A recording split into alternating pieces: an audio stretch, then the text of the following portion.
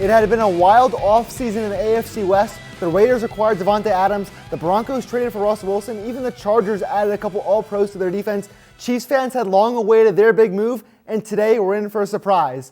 Wide receiver Tyreek Hill is taking his talents to South Beach. The Chiefs traded the four-time All-Pro to the Miami Dolphins in exchange for 5 draft picks. Hill is now set to become the NFL's highest-paid wide receiver, signing a new deal worth 4 years, $120 million, with $72 million guaranteed. Last year, Hill caught a career high in passes with 111 for 1,239 yards and 9 scores. Here are the full details of that Tyreek Hill trade. The Chiefs will now pick twice in the first, second, and fourth rounds in next year's draft, while adding 2 future picks for 2023. A day after being named Mizzou's new head basketball coach, Dennis Gates was named a finalist for the Ben Jobe Award, which goes to Division I's top minority coach each year. The winner will be announced on April 1st. From the optimism of Mizzou men's basketball to a fast-changing one on the women's side, the transfer portal continues to plague Missouri's roster, adding 3 more players to that list on Wednesday. The 3 players entering the transfer portal today include freshman guards Izzy Higginbottom and Kaya Doro and senior forward LaDazia Williams. Higginbottom this season averaged 6 points per game in 27 games off the bench. Doro averaged just 1 point per game off the bench this season, and Williams started 9 games this year and put up 10.8 points and 4.2 rebounds per game in 2 seasons at Mizzou after trailing from South Carolina. This comes after sources told KOMU Sports on Tuesday evening that star player Asia Blackwell plans to enter the transfer portal as well. Mizzou Gymnastics is in for the midst of a historic season and today earned some SEC awards to validate that, including a major honor for head coach Shannon Welker. Welker was named the SEC Gymnastics Coach of the Year. He's led the Tigers to several milestones in his 9th season, including the program's highest finish ever at the SEC Championships just last week. The cold and rain tonight didn't stop Rockbridge from taking on battle tonight in soccer. Rockbridge got their busy afternoon started early. Kyler Serio belting the ball towards the goalkeeper, who couldn't hang on as it finds the back of the net for a goal. But Kyler didn't stop there, assisting A.N. Omar with the cross, finishing with the right foot to extend the lead. 3-0 Bruins. The goals didn't stop there. Noel Wheeler scores a goal over the keeper's head while taking a hit to extend their first half lead to 5 goals. The Bruins take home the victory 8-0. Rockbridge Baseball hosting their conference opener tonight at home against Smith Cotton. Pick it up bottom of the first. Jacob Dilling grounds out to second base, but they get a run across the board as Austin Stewart scores from third. Same inning now, Toby Sheet, he hits one into deep center field. This would be a triple as Peyton Messer scores from second base to extend the Bruin lead after a couple more big hits. It was all Bruins in this one. They win it 15-5 in just 5 innings. The Missouri Tigers waited over 3,500 days to return to this very court to renew their historic border war rivalry with the Kansas Jayhawks.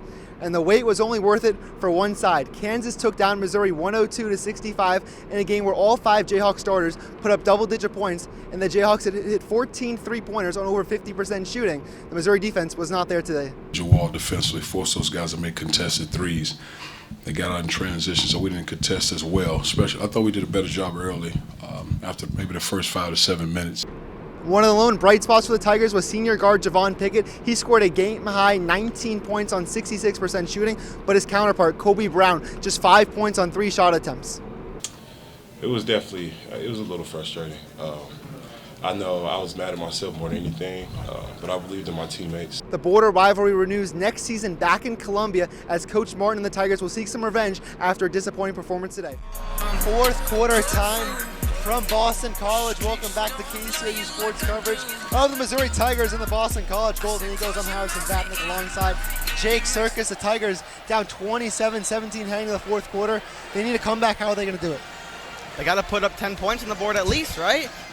This Boston College offense has been so dynamic.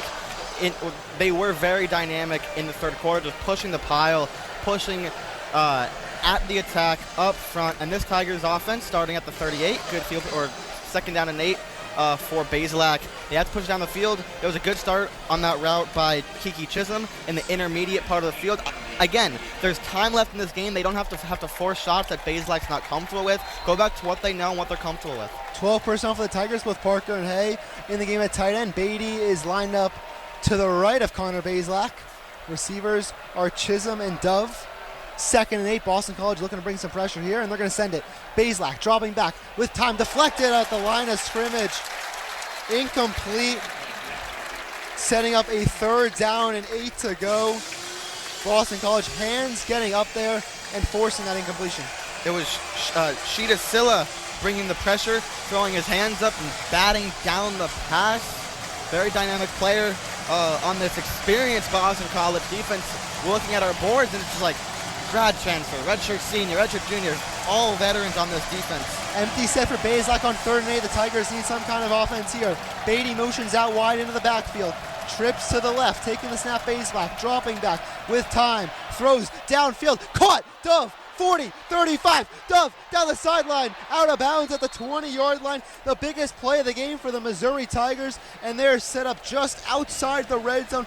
Just what Missouri needed. Bazelak dropping back, finding his top receiver for a 1st down. Connor Coolidge's back, standing tall in the pocket. Great design. There were 2 receivers down the left sideline, only 1 corner. A mishap in the Eagles secondary. Hurry up offense, Mizzou. Play fake to Beatty.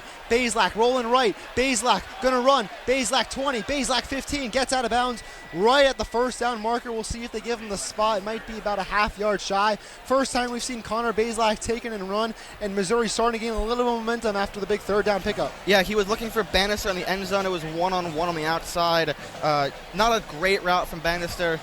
Hurry up offense. Boston College at 12 on the field. Handoff. Beatty fighting forwards. Has the 1st down, but we mentioned flag is down on the near side of the field. This is going to be 12 men against Boston College. Sheeta Silla couldn't get off in time. And this might set up a 1st and goal for Missouri. I wonder if they may decline it, though, because I think it would be a 1st down just outside the 10 you possibly accept. We'll see what the official call is.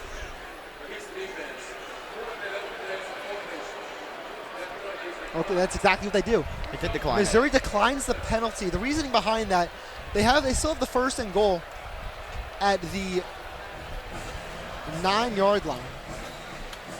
So maybe it didn't make a difference. It was a 5-yard run from Beatty, so no difference between that. Same result. Kiki Chisholm and Dominic Glover, the receiver, split out the right side. 2 tight ends under center. Now they motion Chisholm from left to right. Beatty in the backfield. And now Bazelak will... This looks like man-on-man coverage. Handoff. Beatty coming inside. Beatty fighting forwards. Tyler Beatty is going to be ruled a little bit shy at the 1-yard line. One of the best runs for Beatty. Not necessarily a lot of yards, but putting Missouri close to the goal line. It's going to be 2nd down and 1 to go. Bazelak calling off any subs. They're going to try to hurry up here from the 1-yard line. 2nd and goal. Bazelak under center. Turn around. Handoff. Beatty pounding inside. He's going to get stuffed. The Boston College Golden Eagles all over him. And a late push on Beatty, no flag. Trying to fire up the crowd. This is going to be a 3rd and goal at around the 1-yard line. Vinny DePalma was one of 3 Eagles on the run stop. They tried to get cute, just go right up the middle. Heavy formation coming in from Mizzou. Looks like they're bringing on a defensive tackle. From the 1-yard line, the Tigers need 1 yard to get into the end zone. 3rd down, handoff, outside, touchdown, Tigers! Michael Cox's 2nd touchdown of the year. He bounces to the outside, and Missouri is back in the game, 27-13, pending the extra point. That's how they do it. A huge answer on 3rd and goal. They bring in the big formation, a bounce to the outside from Cox. And the Tigers have life here in the 4th, 27-13. Really strong drive, Connor Bazelak. I don't think Connor Bazelak would have done that last year. That, again, those are the strides that he made after throwing an interception that's just so unlike him. Standing tall in the pocket, firing it down the field a couple times. Nevis extra point is up, and it is good. 27-24 Tigers. What a drive. Converting a 3rd and 8 as there's a little scuffling after the extra point.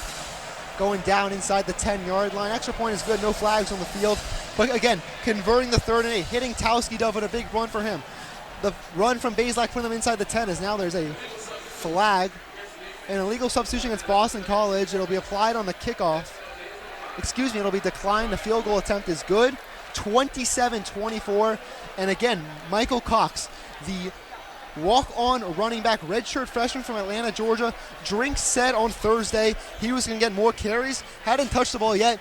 biggest play of the game, 3rd and 1. They powered him into the end zone, and Mizzou's right in this thing, Jake. You mentioned the Tigers only hit 2 3-pointers thus far. In the game against LSU, the loss last week, Hansen and Frank combined for 13 3-pointers against LSU. That's the first time in Tigers history we've seen 2 players hit 6 3-pointers each. Tigers going to need some threes to fall if they want to make a comeback and win this game. They've trailed by as much as 13. It's currently 9. We're about to get Haley Troop bringing the ball down the court for the Tigers. She's joined alongside Hansen, Smith, Higginbottom, and Haley Frank. And that's Haley Frank getting the ball in the post. Looking for someone to get the ball back to. That's a miscommunication with Troop, but Troop able to get a hand on it.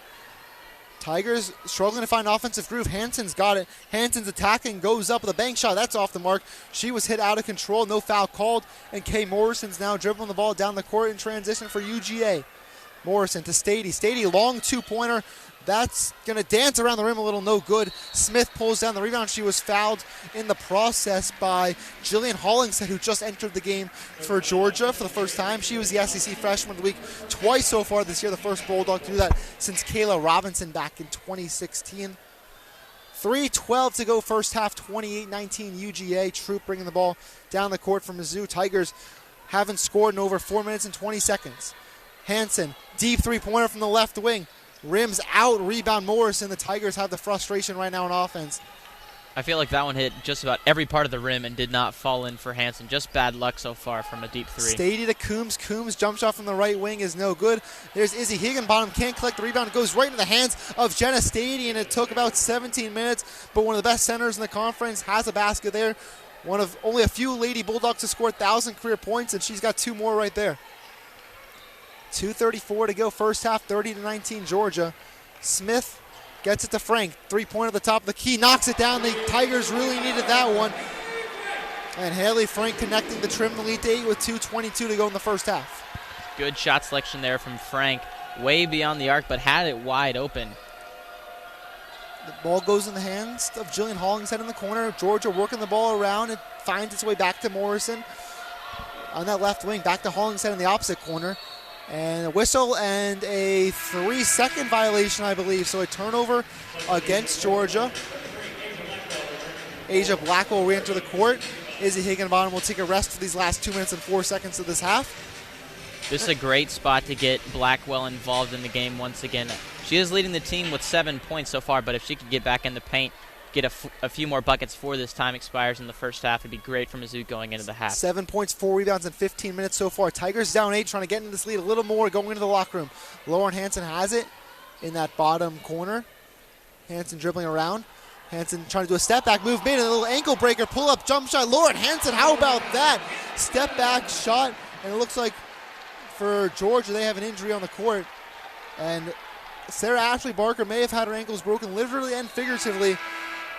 That was a move right there. A beautiful move from Lauren Hansen, but Sarah Ashley Barker is going to limp over to the sideline. Chloe Chapman will re-enter the game for UGA. 100 seconds to go in the half. Mizzou's cut it down to 6. Can they keep this rolling into the locker room? Chapman has it now in that left wing. Finding Coombs, top of the key, back to Chapman. Thought about the 3-pointer, passes up. Cross-court pass, Morrison, back to Coombs. Coombs now going back to Morrison, who's attacking. Pull-up jump shot is off the side of the rim. Stady trying to pull down the rebound, does just that and finishes. Jenna Stady, big offensive rebound and connecting. And Georgia's lead is back up to 8. Not a great sight for Georgia fans seeing one of their star players leave there. She did move, or she did get off the court in her own power, but still doesn't look great over there on the sideline. Hoping Hansen, to see a 3-pointer, knocking it down from the right wing. Lauren Hansen dribbled, pulled up, and the lead is 5 with 56 to go in the half. Morrison to Hollingshead, going to Coombs. Big possession for Georgia. Catch and shoot, triple is up, and it's no good. A rebound and a foul against Jillian Hollingshead. Ball will be heading back in the direction of Missouri. It was a 3-point attempt from Kay Morrison. She missed it. Not a great shooting game from Kay Morrison. Just 1 of 8 from the field in 17 minutes with 4 points. And the Tigers have it down 5. They've trailed as much as 13.